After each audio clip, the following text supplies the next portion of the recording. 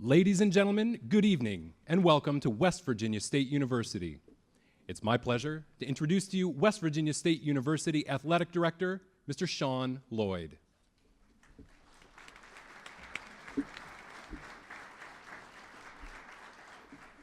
Good evening. Tonight we gather our alumni, staff, and members of our state family, all of you, to say thank you for your generosity and continued support, without which this state-of-the-art facility would not be possible. My office is in Fleming Hall, and for the past 7 months, I've had the good fortune of watching it transform into the beautiful academic and athletic center we are so fortunate to be celebrating tonight. Throughout campus, the excitement has been building as each brick, layer by layer, has been carefully put in place, and I am truly proud of the finished product. There are many here tonight that walked the halls of Fleming back in its earliest days, many who in the 1940s and 1950s made and witnessed historic moments at WVSU. We're all proud of our history. To you, we say thank you. With as much pride as we have in our distinguished history, we welcome the modern era of academics and athletics. It's amazing what a fresh coat of paint on the walls of the pit and an expansion project can do to put a spring in your step. I've witnessed our students, faculty, and staff beam with pride throughout this project. Our high-quality student athletes now have state-of-the-art technology in classrooms, an arena, locker rooms, and team meeting rooms worthy of their first-rate abilities and character. On behalf of the student body, and especially our student athletes, thank you for supporting West Virginia State University and the Yellow Jackets. Now it's my pleasure to introduce West Virginia State University head men's basketball coach, Brian Poore.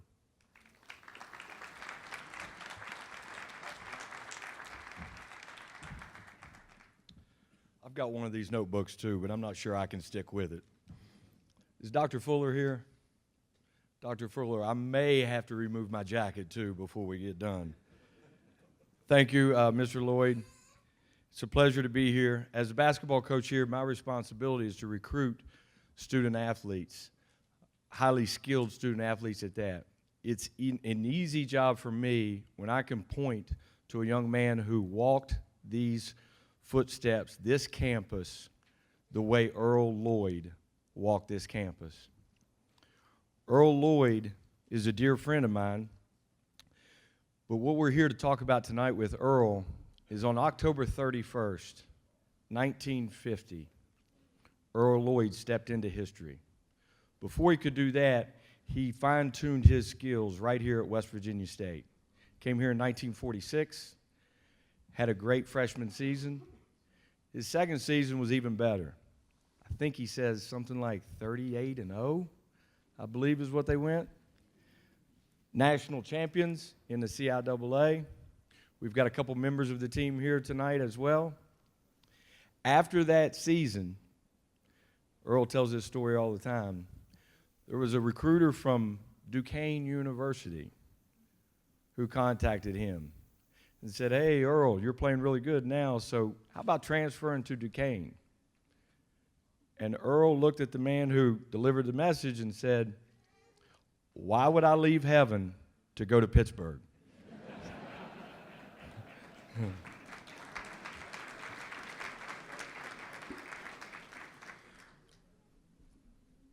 Earl is one of the most sincere, caring, humble person I know. All of this after, on October 31st, 1950, he became the first African American to play in an NBA basketball game.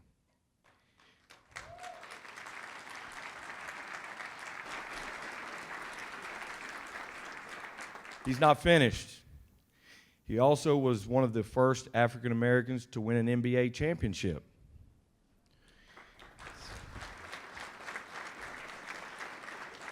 There's still more firsts.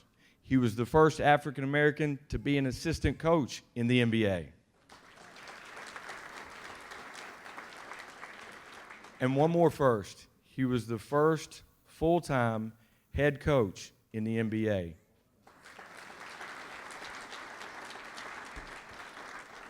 To show you how much he means to his peers, we have some NBA greats here with us tonight to help honor him. Mr. Olin Chamberlain, nephew of Wilt, the Big Dipper Chamberlain. I think he scored like 100 points in a game before, so he was pretty decent. We also have with us today Philadelphia Hoops legend, Sonny Hill, founder of the Sonny Hill Summer Basketball League.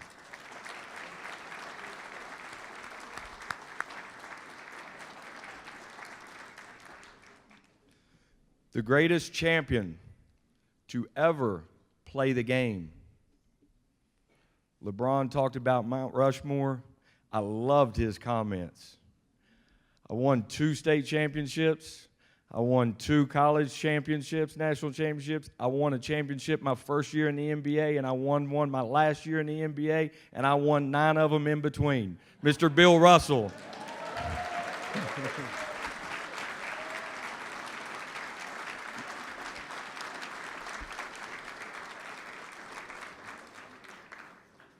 And last but certainly not least, in my book, the greatest all-around basketball player to ever play the game, the only man who averaged a triple-double in the NBA, the Big O, Oscar Robertson.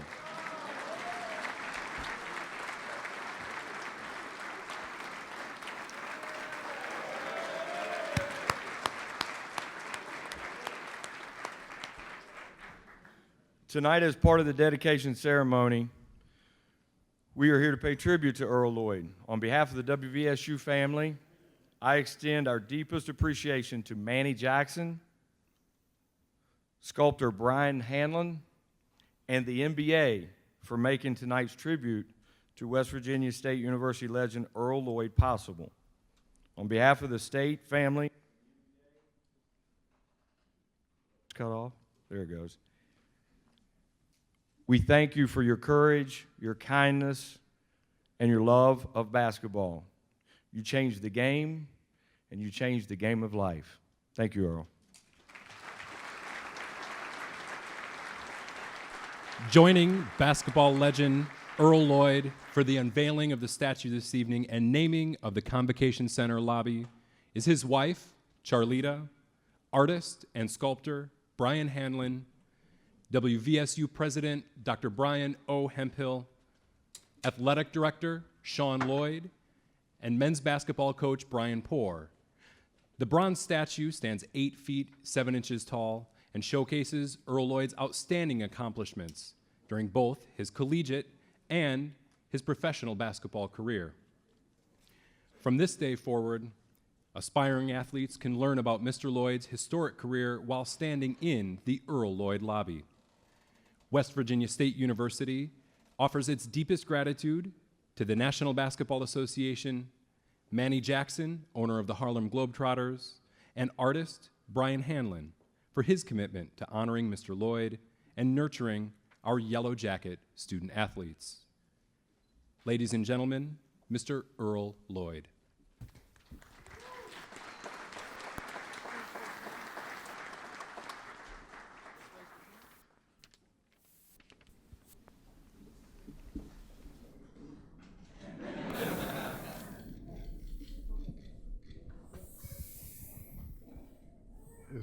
Somebody's supposed to ask questions. I don't have a lot to say.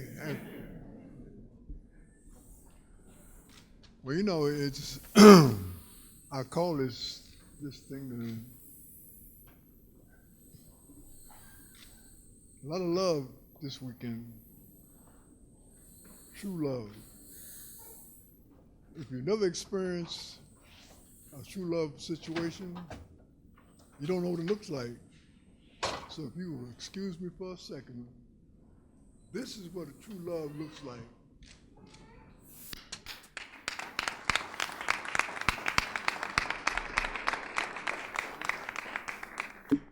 Somebody asked me, the tower is an intricate part of that community. I said, well, what did it mean to you? a safe haven. When I turned that corner, not a corner, but the bend on the road that where the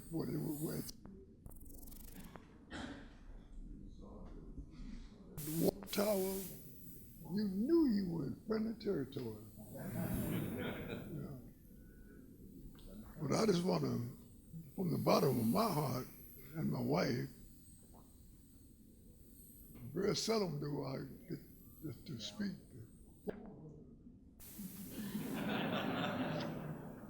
So this is a good chance to sneak one in on it.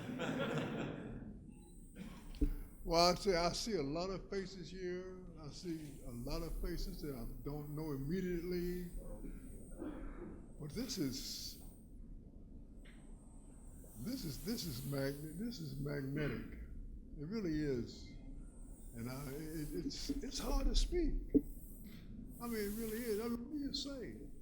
You come to a school that you love dearly, you gave it all you had, and they took care of you for that. So it's a trade-off. But this place, and I've always said this, anybody who knows me knows when I say this, the first time I set foot on this campus, I knew, I said, this is going to be a hell of a fit. And then the good Lord sent us Bob Wilson my sophomore year. Well, we tore him up. But hey, I mean, 38, no, that's you know, that's amazing, utterly amazing. But you can do major things when the people love you like you're major. And let me tell you something, on this campus, anybody that came to this school that wanted to be something, you know, sometimes, you know, the steel mill, not the steel mill, but the coal places were shut down. They didn't send anybody home. The only time I had to share this story with you. Every freshman class came through here, got a lecture by Dr. John W. Davis. And it was very simple, but straight. He said to the freshmen, there will be no hikes in the mountains. He said there will not be any canoeing on the canal. He said, now if you get caught doing any of those two things, he said, I promise you that you will hear the clickety-clack of the railroad track. Well, that's the kind of atmosphere we had. I mean, it's all the staff members were accessible. You know, I mean, let's put it this way. And the folks who experienced it know what I'm saying. This is an experience that will take us away from your smiling. But I just want to say thank you. I mean, how do you get to this many people? I mean, all you can say is make a blanket thing. I love you. I appreciate you being here. And I hope to get back here sometime soon. Thank you very much.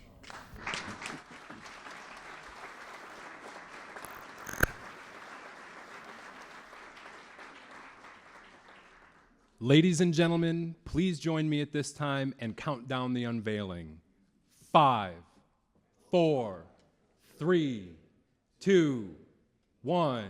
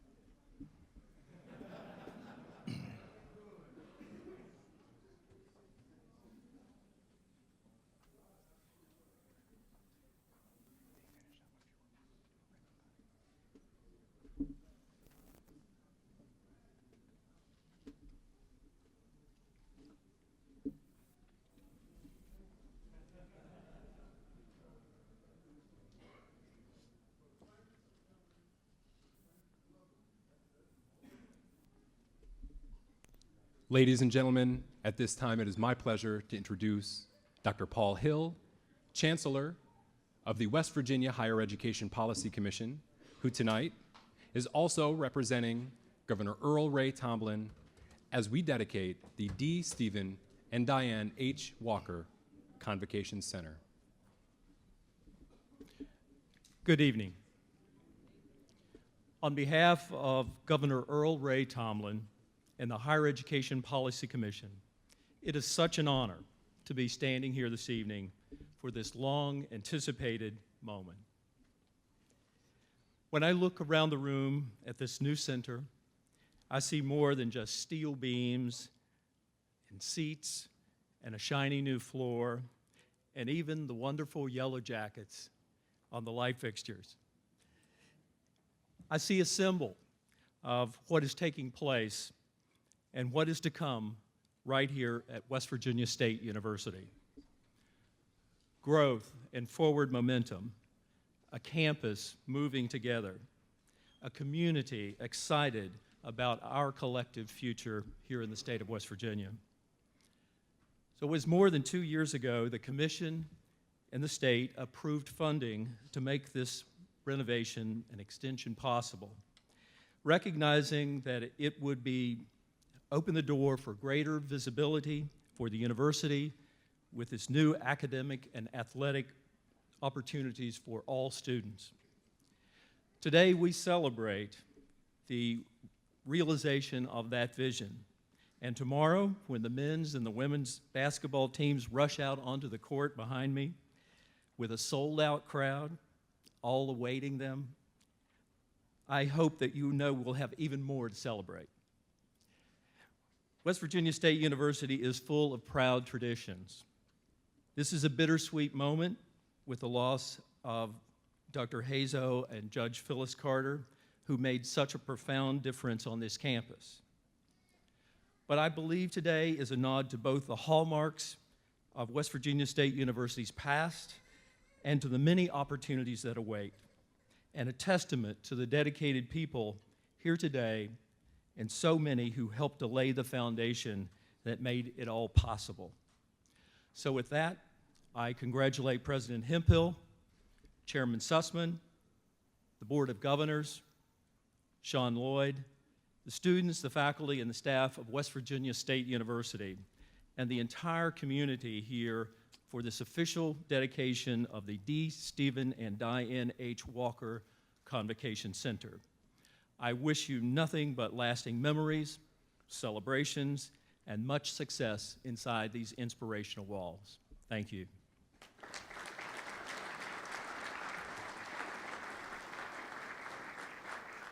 Please welcome Mr. Tom Sussman, Chair of the Board of Governors, and Dr. Brian Hemphill, President of West Virginia State University, as we pay tribute to distinguished members of the state family.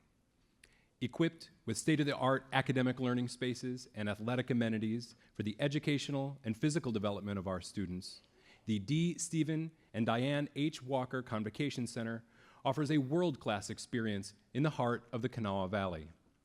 For many years, the Walker family has supported the university's students and programs. Ladies and gentlemen, please direct your attention to the monitor for a message from the building's namesake, Mr. D. Stephen Walker.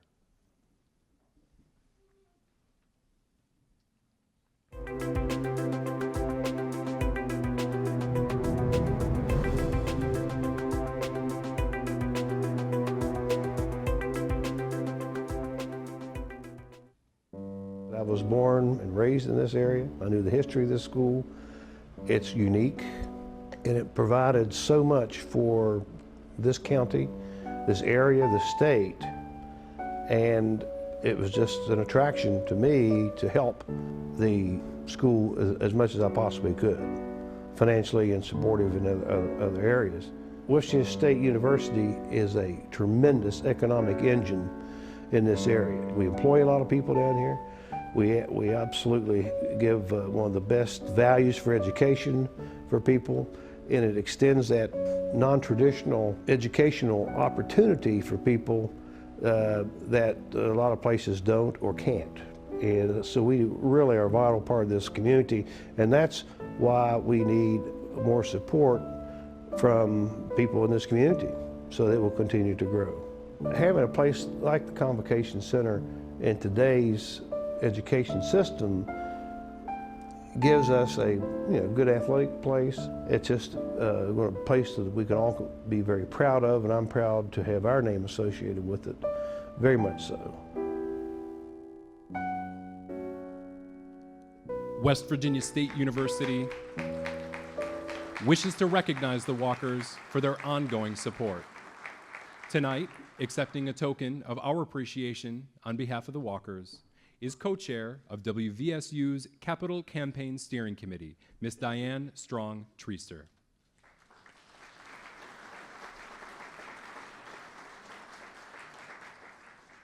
Our next honoree is Lester Raines. Throughout the region, Lester Raines is known for his savvy business knowledge, but here at State, we are fortunate to call Mr. Raines Coach.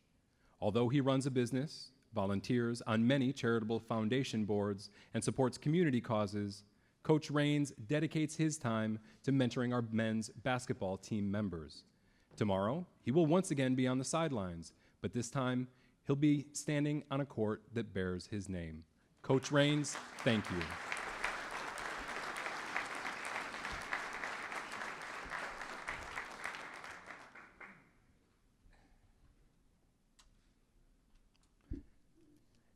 A former Yellow Jacket athlete and longtime supporter of WVSU athletics, Pat Matthews, and his wife Mary have made a generous commitment to the university. Their gift is being recognized with the naming of the Pat and Mary Matthews Meeting Room.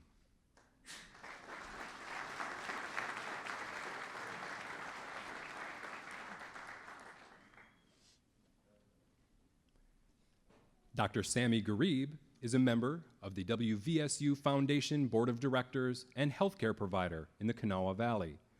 His generous contribution through the Garib Dental Group is being recognized with the naming of the Garib Dental Group ticket booth.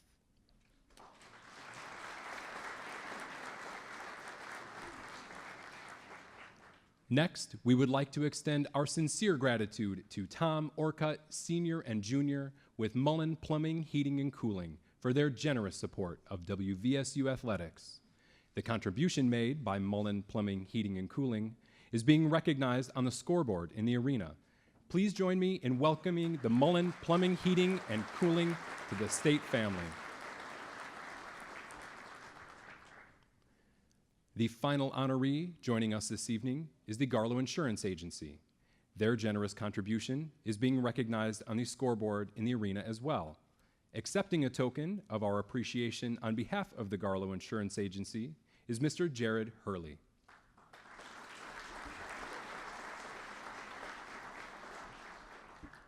Although they could not be with us tonight, we would like to take a brief opportunity to recognize Dr. Latif Safour and Dr. Yetunde Aran Malate Safour, both graduates of WVSU. They have expressed their loyalty and devotion to State through leadership in the National Alumni Association, active participation in alumni activities, and generous financial support. Their significant contributions are being recognized with the naming of the Safour Family Concession Stand.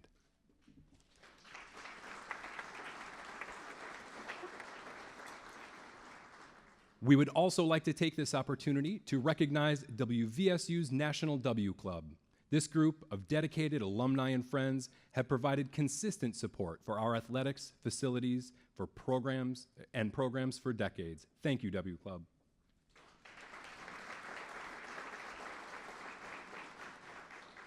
Ladies and gentlemen, West Virginia State University President, Dr. Brian O. Hemphill.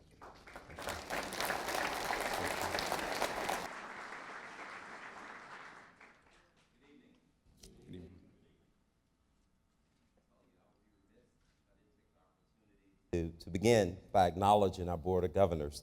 If I could have the Board of Governor members stand as I call your name. Tom Sussman, Chair. Vice Chair Ann Brother Smith. If you could hold your applause, please, and please remain standing. Tom Gesloff. Debbie Jarvis. Paul Santi.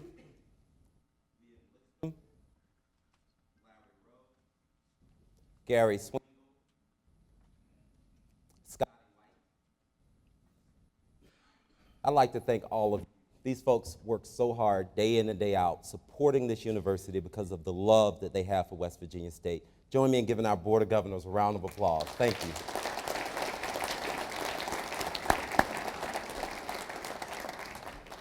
And of course, my lovely wife, who's gone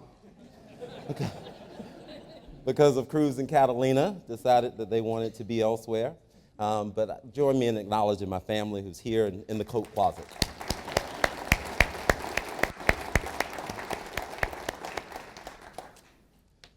And to each of you, the extraordinary crowd of donors, business leaders, state and legislative representatives, members of the family, and our NBA legends.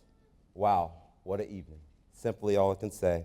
Thank you for being here to celebrate a significant milestone in the history of West Virginia State University, a tribute to Earl Lloyd, an important figure in the lives of so many people across this country, which we learned a lot about that last night at our dinner, a trailblazer for civil rights and a legend in sports history.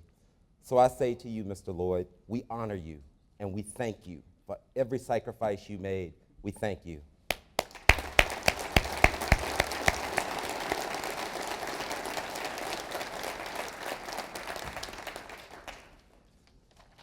It's already been stated, this building is truly something special. The opening and dedication of the D. Stevens and Diane H. Walker Convocation Center is truly another great day in our history. If it were not for people, the individuals in this room today, we would not be standing here in this state-of-the-art facility, a facility that will without a doubt enrich our campus as well as our community.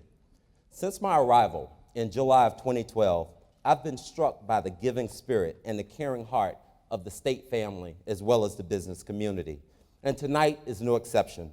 In addition to the strong support of the individuals etched on the wall of dedication that you see behind me, I would like to take a moment to mention a man who is so important and a part of state's legacy. The late President Hazel W. Carter Jr. would have been so pleased with this finished product, the result of a long journey which he faithfully led. Let's remember Dr. Carter with a warm round of applause for all he gave this university.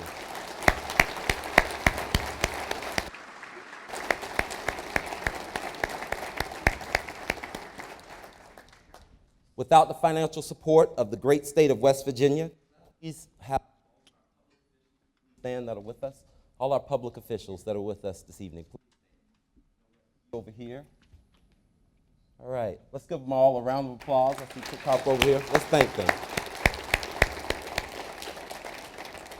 The strong commitment of the Higher Education Policy Commission, the generosity of donors like Lester Raines, and the renovation of this project, it would not have happened without all of these individuals coming together and supporting this university, a feat that still seems surreal for me who walked the halls of Fleming Hall for decades.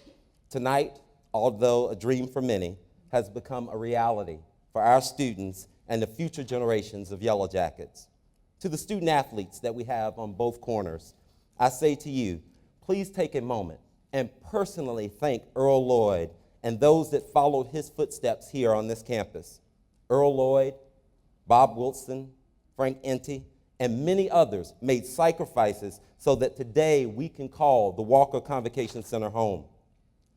A new academic and athletic facility will provide us an opportunity that will be so special for our students and for this community. And we will have an opportunity to explore that within a few minutes.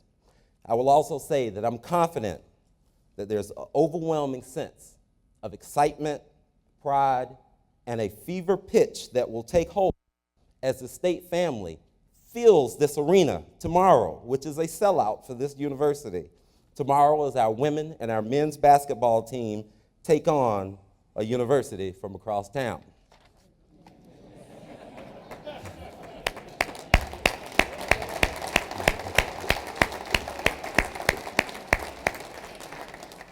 I ask each of you to please you're able, and let's have one more hearty round of applause for everybody this event, every Convocation Center possible. One more round.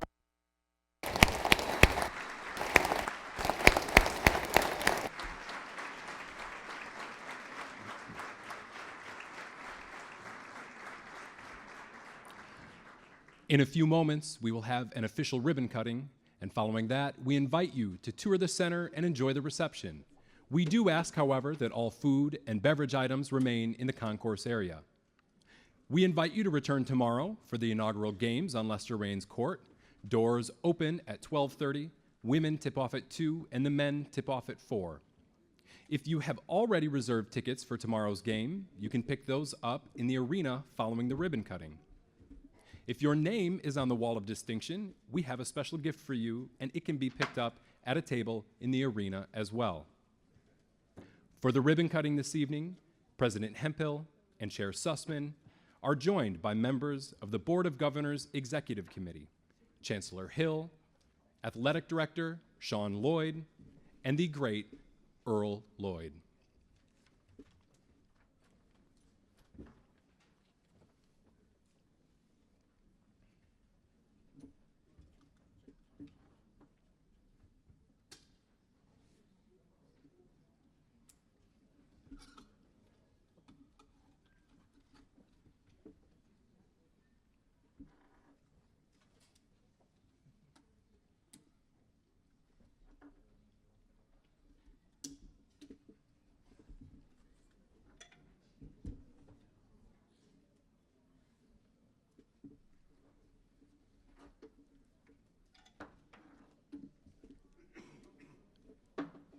Let's give them a round of applause as we officially open the D. Stephen and Diane H. Walker Convocation Center.